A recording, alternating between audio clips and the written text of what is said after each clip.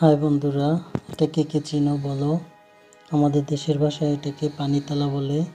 অর্থাৎ আমরা যে তাল খাই, তালের ছোট অবস্থার সময়টা, এর ভিতরে খুব সুস্বাদু পানি এবং নরম একটা ইয়া থাকে।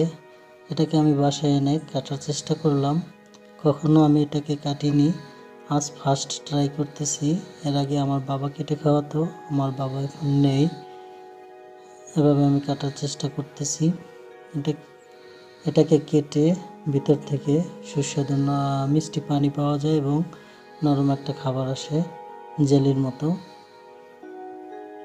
এই যে তোমরা দেখতে পাচ্ছ আমি কাটতেছি।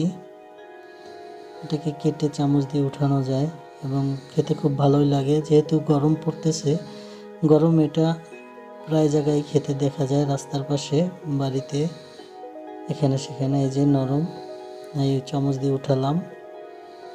হ্যাঁ।